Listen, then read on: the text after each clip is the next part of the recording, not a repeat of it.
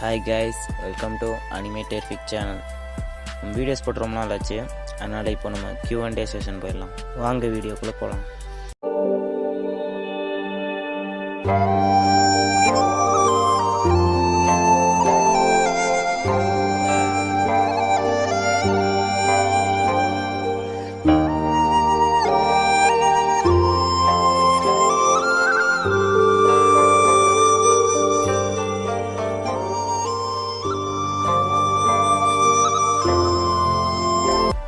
First question நருட்டோலேருந்து தான்.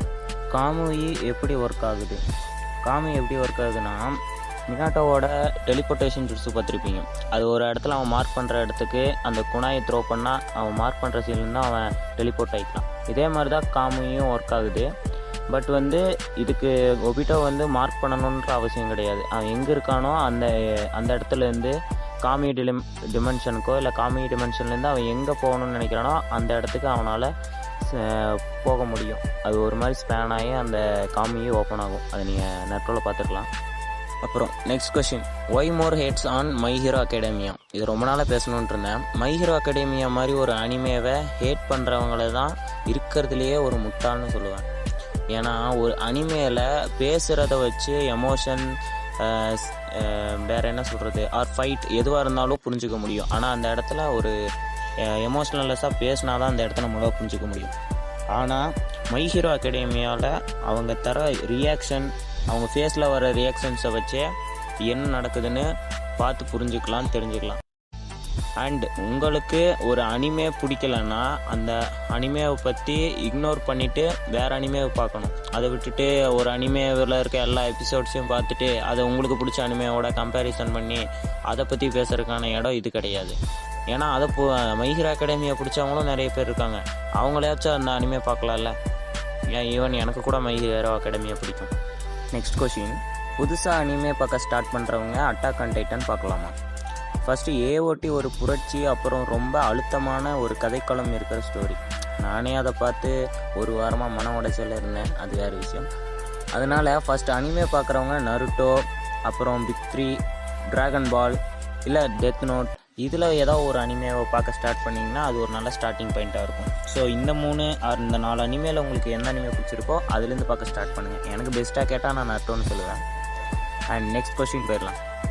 Anime experience அலோனில் பார்க்குறது R தேட்டரில் பார்க்குறது எது நல்லா இருக்கும்?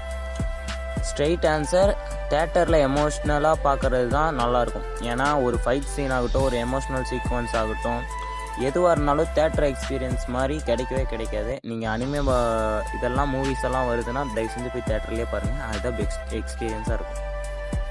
நெக்ஸ்ட் கொஸ்டின், புதுசாக வந்த அனிமேயில் எனக்கு பிடிச்ச அனிமே எது? எனக்கு பிடிச்ச அனிமேன்னு சொல்லணுன்னா Solo Leveling, My Hero Academia, Demon Slayer, இந்த மாதிரி நியூ சீசன்ஸில் வந்த எல்லா அனிமேவும் பிடிச்சிருந்துச்சி. நான் ஏதாவது மறந்துருந்தால் நெக்ஸ்ட் வீடியோவில் நான் சொல்கிறேன். அதே மாதிரி உங்களுக்கு பிடிச்ச அனிமேஸு எதெல்லாம் புதுசாக வந்து நல்லாயிருக்கோ அதெல்லாம் நீங்களும் கமெண்ட்ஸில் சொல்லுங்கள். Next question, Uchiha stronger R week?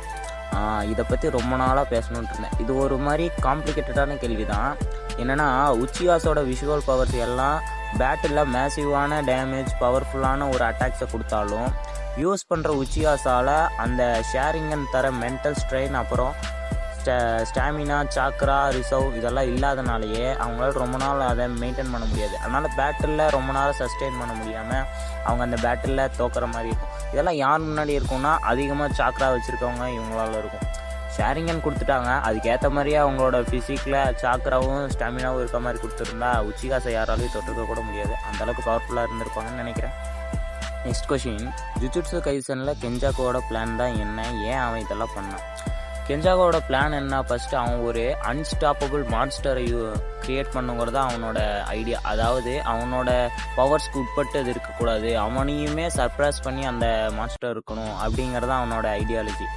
ஆனால் இருந்தாலும் அவன் ஃபஸ்ட்டு 3 க்ரியேட் பண்ண அந்த வார்ம்ஸ், அந்த 3 பேர் இருப்பாங்கள்ல, பிளட்டு டிமனாட்ஸ் அந்த மாதிரி யூஸ் பண்ணுறவங்க, அவங்கெல்லாம் கூட அவன் க்ரியேட் பண்ண பார்த்தவங்க தான். ஆனால் அதுவுமே ஒரு ஃபெயிலியர் மாடலாக தான் போகும். இதுக்கப்புறம் அவன் க்ரியேட் பண்ணி அவன் உருவாக்க நினச்ச அந்த மான்ஸ்டர் யாருன்னு பார்த்தா கடைசியில் அது யூஜி. அவன் தான் அவனோட அப்பா அம்மா. இது யாருக்கும் தெரிலன்னா இதை நெக்ஸ்ட் வீடியோவில் இதை ஒரு ஃபுல்லாக இதை பேசி போடுறேன். வேணுன்னா கமெண்ட்ஸ் பண்ணுங்கள் ஜுஜுட்சு கைசன்னு. நெக்ஸ்ட் வீடியோவில் பார்ப்போம். அண்டு எனக்கு இருந்த கொஷின்ஸ் இவ்வளோ தான். நான் இவ்வளோ தான் யோசித்தேன், இவ்வளோ தான் எழுத முடிஞ்சிச்சு. அதை தான் நான் இப்போ உங்கள்கிட்ட பேசினேன். உங்களுக்கும் எதே மாதிரி டவுட்ஸ் ஏதாவது நிறையா இருந்துச்சுன்னா கமெண்ட்ஸில் சொல்லுங்கள். அதுவே இன்னொரு நெக்ஸ்ட் வீடியோவாக பண்ணலாம். சரி, ஓகே காய்ஸ், நெக்ஸ்ட் வீடியோவில் சந்திக்கிறேன். Tata and take care from animated fact channel. மறக்காமல் சப்ஸ்கிரைப் பண்ணிடுங்க. அப்புறம் பெல் பட்டன் கீழே இருக்கும், அதையும் கொஞ்சம் தட்டி விட்ருங்க. வியூஸே வரமாட்டேங்குதுன்னு பார்த்துட்டு இருந்தேன். எல்லாம் உங்கள் கையில் தான். சப்ஸ்கிரைப் மறக்காமல் பண்ணிடுங்க.